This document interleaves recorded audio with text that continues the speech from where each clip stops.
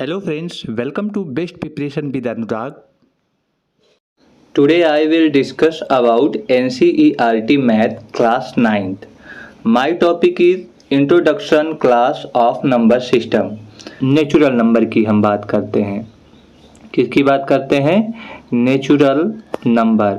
Natural number की अगर हम बात करें, यह जो है शुरू कहाँ से होता है, यानी कि स्टार्ट कहाँ से होता है, तो स्टार्टिंग जो इसकी शुरू होती है वो होती है 1 से, और एंडिंग कहाँ तक होती है, अगर एंडिंग की बात करें तो इसे हम लोग बोलते हैं इन्फिनिटी, यानी कि अनंत बोलते हैं इसे, जो 8 को लिटा के लिखा जाता है। तो इसका क्या मतलब हुआ कि यह 1 से शुरू होता है, 2, 3, 4, 5, 6 ऐसे होते हुए ये इन्फिनिटी तक जाता है। यही हमारा नेचुरल नंबर होता है। तो natural number starting from 1 and ending infinity, या फिर कहीं कहीं पे आपसे बोल सकता है कि नॉट डिफाइंड, हम लोग इसे डिफाइंड नहीं कर सकते हैं, ये भी हो जाएगा आप लोग। और इसको हम लोग इन्फिनिटी भी बोलते हैं। क्या बोलते हैं? इन्फिनिटी। ठीक। नंबर की अगर और बात करें, नेचुरल नंबर, तो यह जो नेचुरल नंबर है इसे हम लोग डिनोट किससे करते हैं? तो यह डिनोट्स होता है कैपिटल एन से। किससे होता है? कैपिटल एन से। दूसरी बात करें कि नेचुरल नंबर जो वर्ड है ये जर्मन वर्ड से निकला है। कहाँ से निकला है? यह जर्मन वर्ड से निकला है। और जर्मन वर्ड कौन सा था वो? तो उसे हम लोग बोलते हैं जेहलीन। क्या बोलते हैं? उस चीज को हम लोग बोलते हैं जेहलीन। ये है जर्मन वर्ड जेहलीन। इस जेहलीन से नेचुरल नंबर निकला है, और इसी जेहलीन का मीनिंग होता है टू काउंट, यानी कि हम लोग जिसे गिन सकें, जिसे हम लोग क्या कर सके? काउंट कर सके, गिन सके, उसे ही हम लोग जेहलीन बोलते हैं।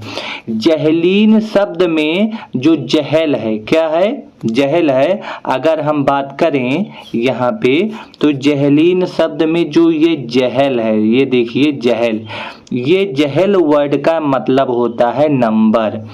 क्या होता है? नंबर होता है। नंबर यानी कि संख्या।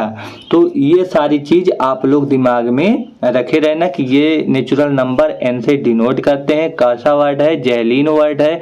जेहलीन वर्ड से नेचुरल नंबर की उत्पत्ति हुई है। इसकी क्या हुई है? ओरिजिन यहीं से हुई है, जेहलीन वर्ड से। और ये जेहलीन जर्मन वर्ड है। और जेहलीन का मतलब होता है टू काउंट। टू काउंट का मतलब गिनना। और इसी में एक वर्ड होता है जहल। जहल का मतलब होता है नंबर। होल नंबर की किसकी बात कर लेते हैं? Whole number. तो अगर मैं होल नंबर की बात करूं तो यह कहाँ से शुरू होता है और कहाँ से स्टार्ट होता है? तो स्टार्टिंग जो इसकी होती है वो 0 से होती है, और एंडिंग जो इसकी होती है वो होती है इन्फिनिटी। यानी कि सबसे छोटा अगर मैं बोलूं, सबसे लीस्ट या सबसे स्मॉलेस्ट होल नंबर कौन सा होता है? सबसे स्मॉलेस्ट होल नंबर 0 होता है। और सबसे बड़ा अगर बोलें तो लार्जेस्ट होल नंबर कौन सा है? तो आपसे बोल देगा तो इन्फिनिटी बताना, या फिर इसे हम लोग क्या बोलेंगे? Not defined. क्या बोलेंगे? नॉट डिफाइंड बोलेंगे।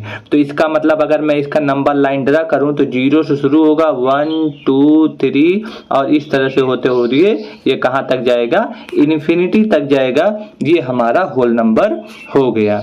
अगर इसी में मैं बात करूं कि होल नंबर को रिप्रेजेंट किससे करते हैं, तो इसे रिप्रेजेंट करते हैं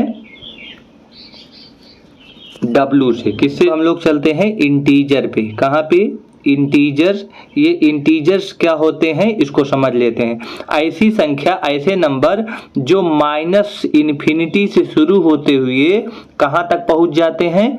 प्लस इन्फिनिटी तक पहुंच जाते हैं। और इनके बीच में क्या होता है? 0 भी आता है। और इसके आगे अगर गिनती में बोलूं 1, 2, 3 इस तरह से होते हुए चला जाता है। इसके पीछे अगर मैं बोलूं तो -1, -2, -3 इस तरह से होते हुए चला जाता है। तो इस तरह से हम लोग समझ गए कि इंटीजर में कौन कौन से आती हैं। तो इंटीजर में होल नंबर भी आता है, होल नंबर भी शामिल हो जाएगा। इंटीजर में हमारा नेचुरल नंबर भी शामिल हो जाएगा। और इंटीजर में निगेटिव नंबर भी शामिल होता है। कौन सा नंबर?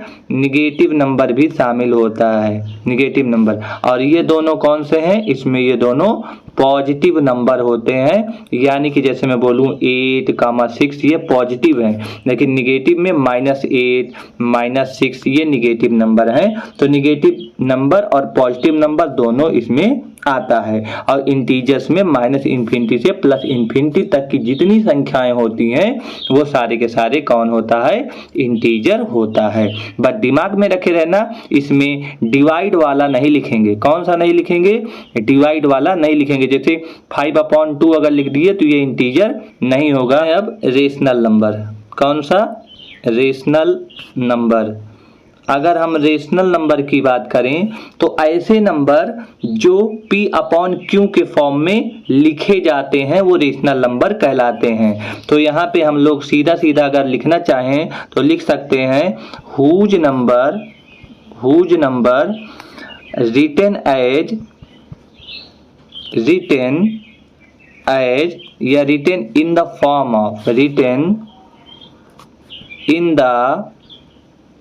Form of P/Q। ऐसे नंबर जो P/Q के फॉर्म में लिखे जाएं रेशनल नंबर कहलाते हैं। बट याद रखे रहना, यहाँ पे एक कंडीशन है, बट जो Q है, क्या? बट जो यहाँ पे Q है वो 0 नहीं होना चाहिए।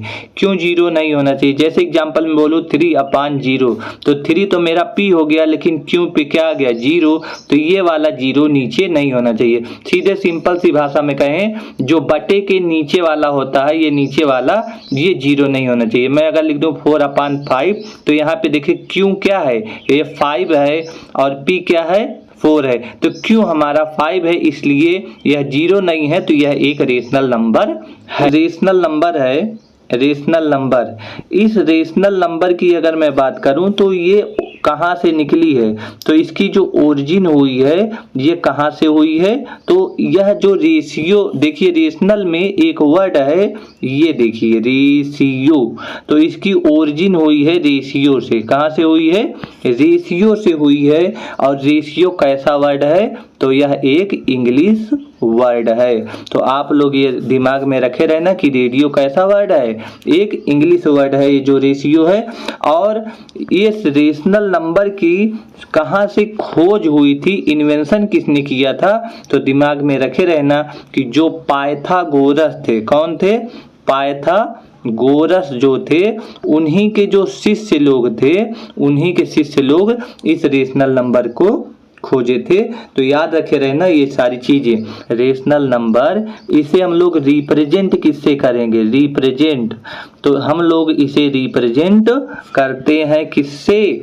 क्यों से करते हैं। और ये क्यों वर्ड आया कहाँ से है? तो ये क्यों वर्ड कोशेंट से आया है। कहाँ से आया है? कोशेंट से आया है। और कोशेंट वर्ड कैसा है? तो यह इंग्लिश वर्ड है। कैसा वर्ड है? तो यह एक इंग्लिश वर्ड है। ये P/Q के फॉर्म में होता है। तो ये P और Q है क्या? अगर आपसे पूछ लेगा तो यहाँ पे लिख लीजिए P एंड Q आर क्या है? यह एक इंटीजर है। क्या है? इंटीजर्स है। कहीं कहीं पे इंटीजर्स नहीं लिखा रहता तो को प्राइम नंबर लिखा रहता है, तो को प्राइम नंबर भी आप लोग लिख सकते हैं। इर्रेशनल की बात कर लेते हैं। इर्रेशनल नंबर, इर्रेशनल नंबर कौन से नंबर होते हैं? ऐसे नंबर जो P/Q के फॉर्म में नहीं लिखे जाते हैं। तो लिख लीजिए whose number is not written in the form of किसके? P/Q। P/Q के फॉर्म में जो ना लिखे जाए वो क्या कहलाते हैं? इर्रेशनल नंबर कहलाते हैं। और यहाँ पे अगर मैं बात करूं कि इसको डिनोट्स किससे करते हैं तो कैपिटल S से कर।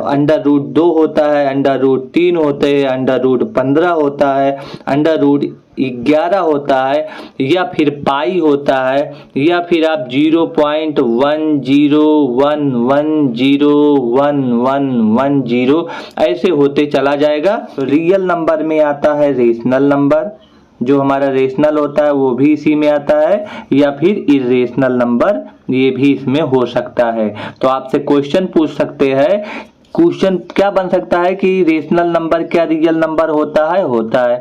क्या इरेशनल नंबर भी रियल नंबर हो सकता है? बिल्कुल हो। डिनोट्स किससे करते हैं? तो कैपिटल आर से इसको डिनोट करते हैं, जो रियल नंबर होता है। अब आगे बात करते हैं कुछ अलग कौन से नंबर को। अगर मैं रेशनल नंबर लूं और उसमें इरेशनल नंबर को ऐड करूं, इरेशनल नंबर को क्या करूं? ऐड करूं, तो हमेशा याद रखना जो ऐड करने पे आएगा वो इरेशनल नंबर ही आएगा। जैसे मैं रेशनल नंबर को लूं और उसको सब्ट्रैक्ट करूं इरेशनल नंबर से, तो भी रिजल्ट मेरा क्या आएगा? इरेशनल नंबर ही आएगा। तो ये पहला कॉन्सेप्ट है। एग्जाम्पल अगर यहाँ पे हम लोग लेके चेक कर लेते हैं, तो देखिए रेशनल नंबर मुझे लेना है, तो 3/2 लिख लीजिए, रेशनल नंबर है, और यहाँ पे इरेशनल नंबर √2 लिखना है। तो इसको जब मैं ऐड करूंगा तो कितना हो जाएगा? 3 + 3/2 + √2 इकट्ठे मैं इस तरह से ब्रैकेट में बंद कर दूंगा, और ये मेरा कैसा नंबर होगा? Irrational number. और यहीं पे मैं माइनस लगा दूंगा इस तरह से, तो यहाँ पे माइनस हो जाएगा, तो इरेशनल नंबर हो गया। दूसरा कॉन्सेप्ट हम लोगों को ये दिमाग में रखे रहना है कि जो रेशनल नंबर होता है, रेशनल नंबर, उस रेशनल नंबर को अगर मैं मल्टीप्लाई करूं इरेशनल नंबर से, किससे मल्टीप्लाई करूं?